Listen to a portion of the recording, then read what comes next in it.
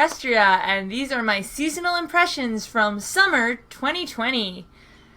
This is a show where, after the end of the anime season, I look back, I talk about which shows I tried, how far I got in them, and whether or not I'd recommend them. Sometimes I'll even recommend a show that I didn't watch all of, but I could tell it was actually well done, it's just not a subject matter that interests me. So this is just my opinion, but I'm trying to give you some information to help you choose what shows you would like to watch. I know a lot of people do these after the first or second episodes of the series, but mine is designed for at the end of the season, so we don't get Darling in the Franxx did. I will say that this was a very unusual season. Because of 2020 being 2020, there were not a lot of shows. A lot of anime productions have been getting delayed or pushed back, so it was actually very slim pickings. There are seasons where I watched 13, 15 episodes the first week, and I think there were like less than 10 this time. That said, while there weren't very many shows available, we got a couple of really good shows out of this season. Also, fall 2020 is packed. I've already watched like 15 shows, and I think there's still more coming out. I don't know. Maybe some of the ones that are listed as coming out are actually delayed, so we're not actually getting all the shows that I saw on AniList, but there were a lot of shows. And again, if I haven't seen the first season of a show and the second season or third season is airing, I won't be watching it here.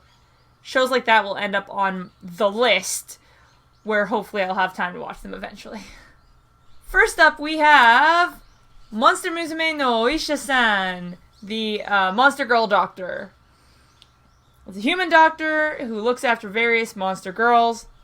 I went in with pretty low hopes because comedy ecchi is not typically my thing. I do see potential. Funny ones have existed, so I will watch the first episode of one, especially something like this because I'm a goth girl and I'm kind of interested in monster girls. Like, a really cool monster girl with a good design is very appealing to me in general. So I watched the first episode of this. I watched most of the first episode of this because the pacing was really slow and I started skipping forward, and it did not get any laughs from me. I need the comedy to hit if I'm going to be watching an ecchi show. I haven't watched a lot of Monster Girl shows, so I don't know how this compares. Maybe if this is your absolute favorite thing, you should still try it, but it was pretty meh to me. Now we have The God of High School, probably my biggest disappointment of the season. The first episode was amazing. I was so hyped. The episodes after that had some problems with like weird pacing and very rushed storytelling, but I kind of chalked it up to this being an adaptation from like a webcomic instead of a normal manga. So the webcomic is a bit more of a free structure than like a Shonen Jump manga run. So I figured they were trying to rush through some of the explanation to get to the more interesting parts. And based on my experience with Tower of God, the comic might have more explanation and then it might have got truncated in the anime.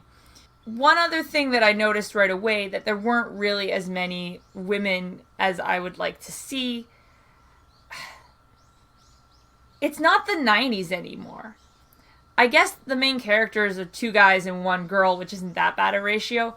But in the big, like, Battle Royale first round of the preliminaries, there was, like, 2 girls. Our main girl and the wrestler girl. And I thought the wrestler girl was awesome. But immediately her first match was against one of our main characters, so I knew she was going to lose. So I was a little bit bummed. And then episode 4 happened. Episode 4 burned any remaining goodwill that I had left over from that amazing premiere. So shows like this tend to have an episode that focuses on one character and then an episode that focuses on another character to help us get to know our main team. And this is the episode that's focused on Mira. Mira's stated goal all along has been that she's the last remaining person who knows the sword fighting style that her dad passed down to her, and she wants to popularize the style, reinvigorate the style, pass it on, make it big and famous. In episode 4, a famous, rich, martial artist / businessman out of nowhere meets Mira and offers to marry her. The whole thing is very arranged marriage-y. He's like, I'm really interested into your sword style. I want to use my fame and my money to spread your sword style. In exchange, I want you to marry me. And this is what she wanted. So she agrees. She withdraws from the tournament and they set up a wedding. And this is all within 2 days. Our main character, Mori, is upset that she's marrying this guy because it's like, no, you should follow your dreams and marry for love. And it's like, okay, A, you've known this girl 3 days. And B, this is a route to follow her dreams. It's actually a more guaranteed route than following in the tournament.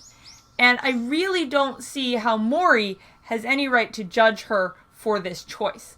I don't like that this is the choice she's been given. I don't like this situation, but she's still allowed to make her own choice even if it's not a right choice. Especially compared to, her family's kind of yeah, okay, versus this guy who doesn't even know her being no, you shouldn't do that, which is fuck off. I'm already 2 levels of pissed off when we're only halfway through episode 4. Mori and Dewi crash the wedding ceremony, and the show acts like it's this big revelation that the guy's only interested in her sword style and not her, which I think was pretty explicit from their discussion before they decided to get married, but okay. This is a Korean comic into a Japanese anime with English subtitles. I'm so far removed from, assuming that what I'm reading is exactly what was intended. So she calls off the wedding, she fights her ex-husband-to-be, her sword gets busted, he takes off with it. I think she got injured, but I don't entirely recall.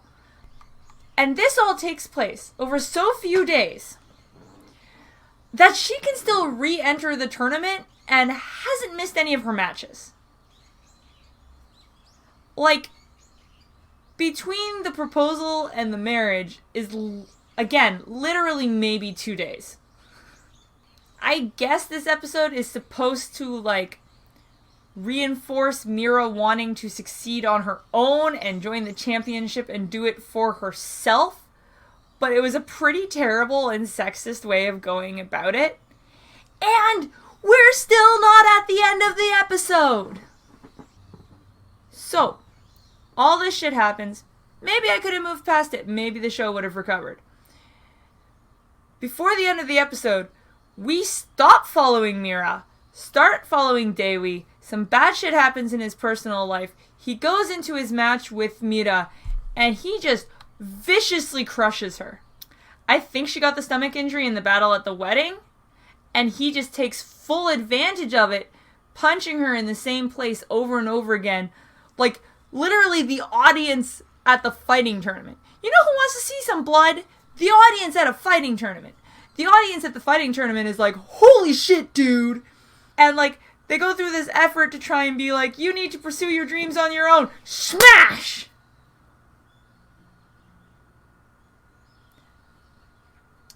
I would need a deep dive to unpack this all.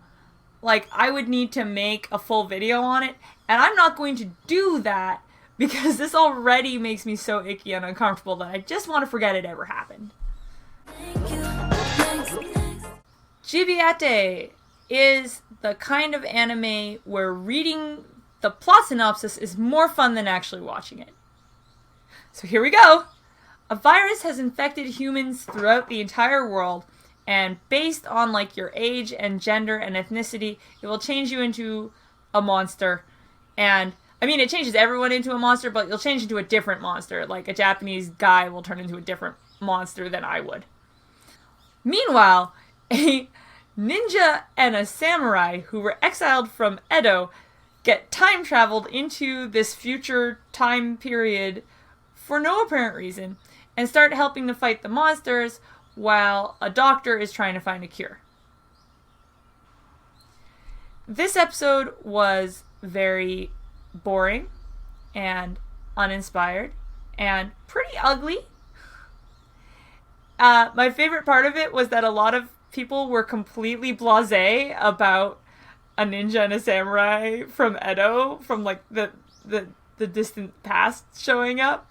Like, shockingly few people were either surprised by this turn of events or doubted it and thought they were crazy people. It was just like, oh, okay.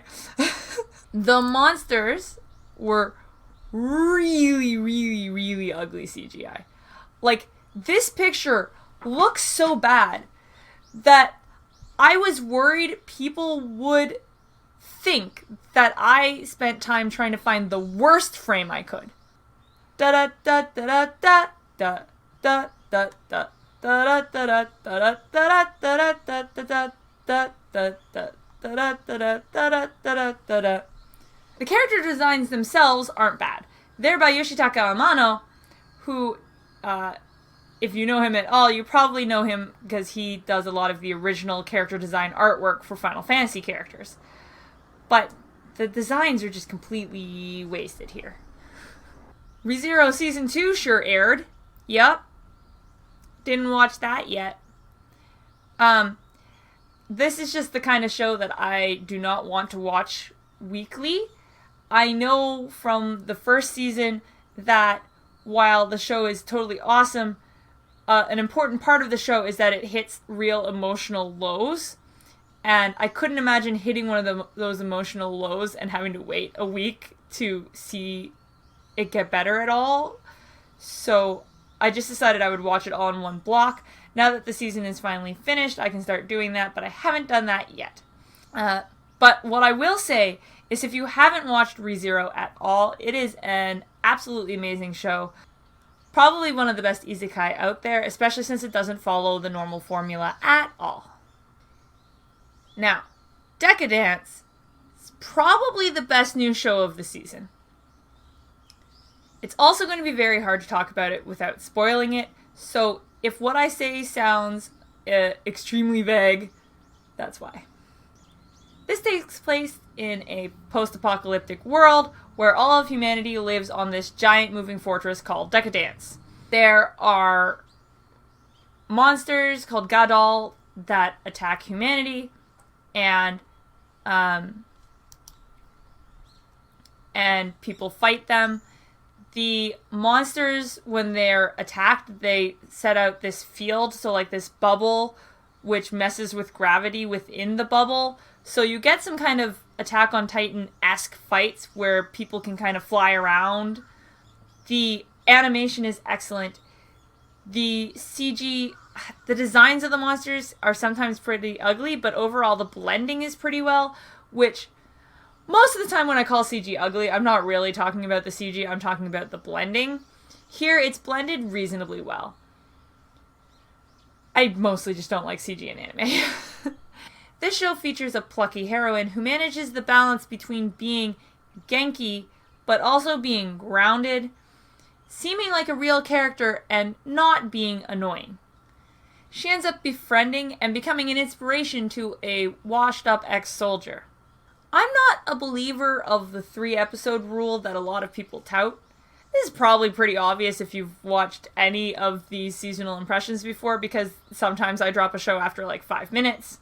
But if you watch the first episode of this and you worry that it might be a little generic, you're not sure what makes it stand out from other post-apocalyptic anime, watch episode 2. Dokyu Hentai HxEroes, another comedy ecchi. I think I watched about 4 minutes combined of the episode, and that includes skipping through a bunch of it. It was real bad. Again, it's not really my genre in general, but a lot of them are just really terrible and cheap and designed solely to sell on the ecchi appeal. I felt like I had a little bit of hope for this show just because of the like HxEroes hero pun that's part of the show's title, but nah, there was nothing there. Maou Gakuin no futeki gosha, shijo saki yo no Mao no shiso, tensai shite shiso tachi no gakko e kayo.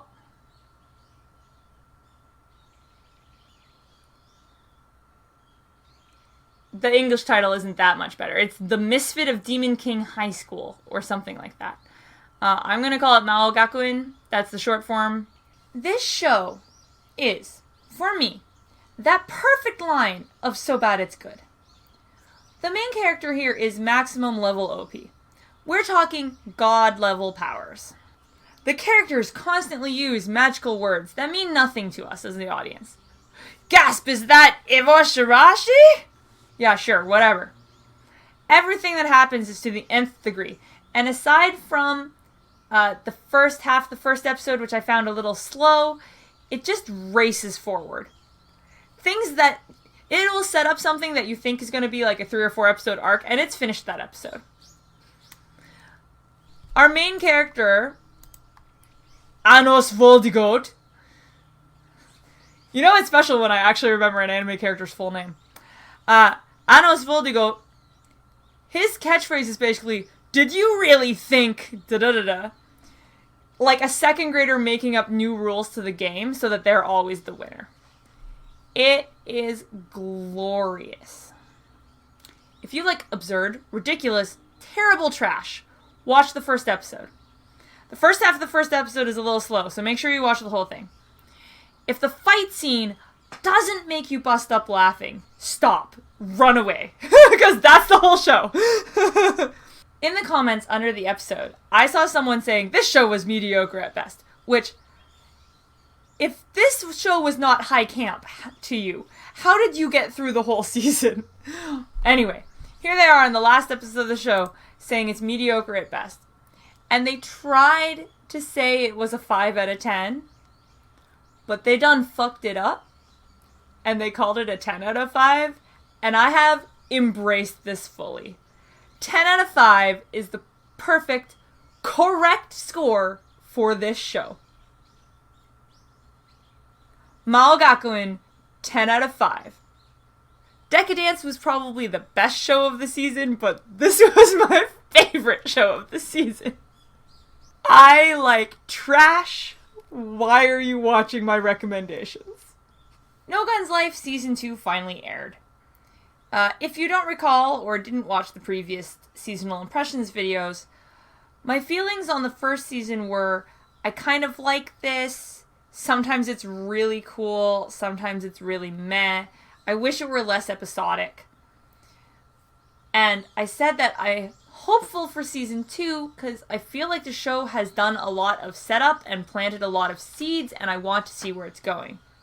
And for the first couple episodes of Season 2, I was feeling very validated.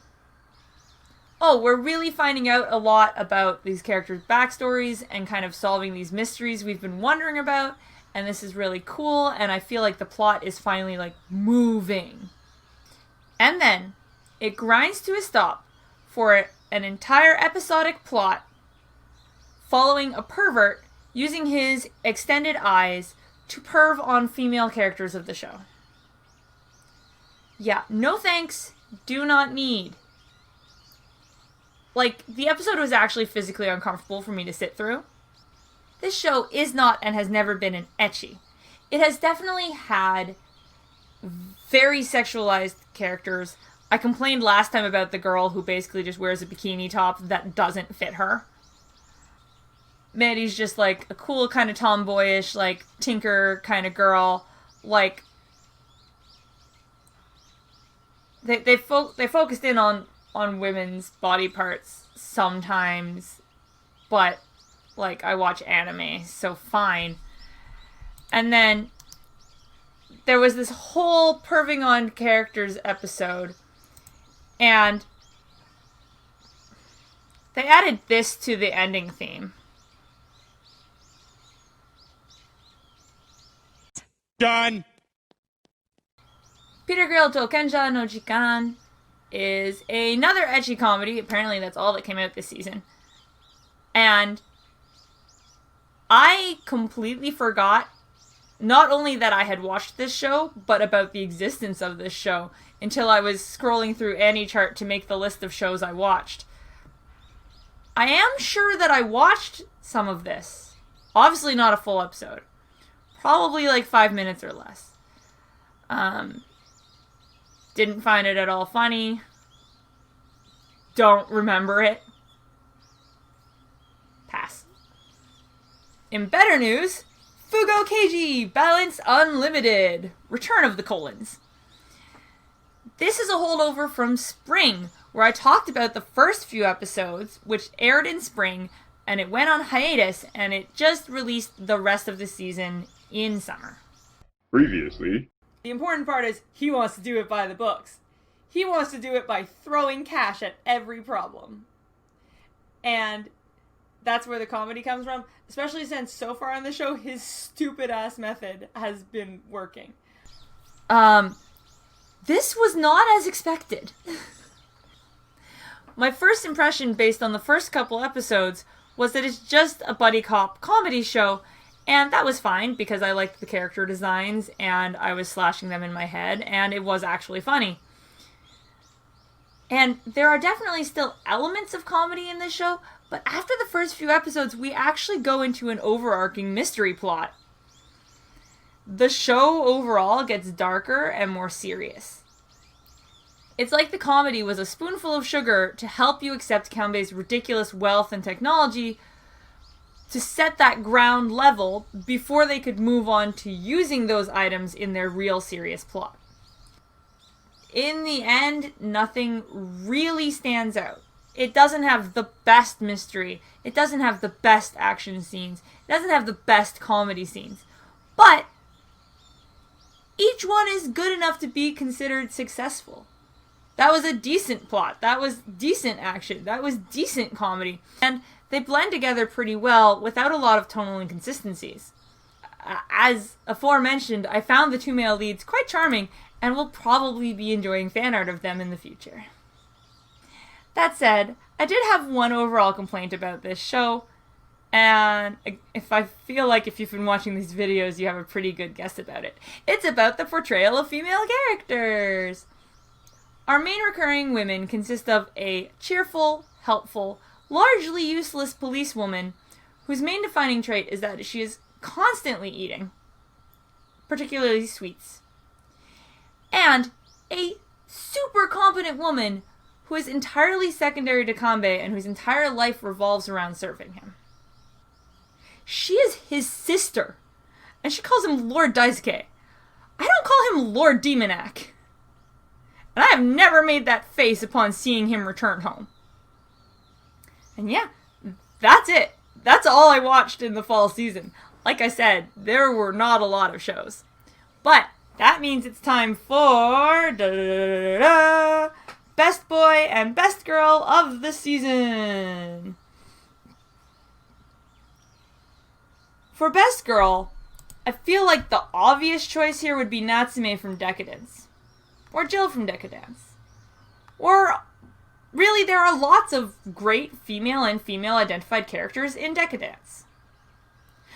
But I am a ridiculous human being. So I'm giving it to Anos' mom, Isabelle. Or was it Isabella? It's mom from Maou Gakuin. I think I laughed every time she was on the screen. Honestly, both his parents are amazing, but I liked his mother especially. She doesn't have much, if any, real effect on the actual plot of the show, but this woman has come into motherhood in the most ridiculous scenario and has all this weird shit thrown at her. She just adapts easily and joyfully. She takes glee and pride in everything her son does. Things that you would think would freak out a mom, she's just like, oh wow. And she's just so happy for her baby boy. Too bad I don't like mushrooms. I'm not sure if she cooks anything other than mushroom risotto. Best boy. I was really tempted to give this to Anos because he's just God. But I'm going to go with one of my Fugou Keiji boys. Which was also a difficult choice, because Kanbei is a lot of fun. But as fun as he is, he's fun in a, like, snarky, haughty, better than you way, and I don't think I'd want to hang out with him, so I'm gonna go with Kato. Harukato is genuinely a super good guy. He wants to be a hero, but not because he's seeking fame or praise or reward, but because he genuinely wants to help people. In his past, he was put in a situation where he had to hurt someone in order to save others, and that causes him a lot of distress and makes him doubt himself. He's a hard worker. He doesn't want to take he doesn't take shit. But he tries his best to see the good in people and to help anyone in any way he can. He's the first one to just throw himself in front of the bullet to try and defend someone. He also grounds the show because he reacts appropriately to Kanbei's ridiculous shenanigans. In conclusion, while there weren't many shows to watch this season, we still got a few good, strong shows with a decent variety as well. And so far, the fall season is looking fairly promising too. Meanwhile, I really gotta go watch ReZero. See you next time. Bye-bye!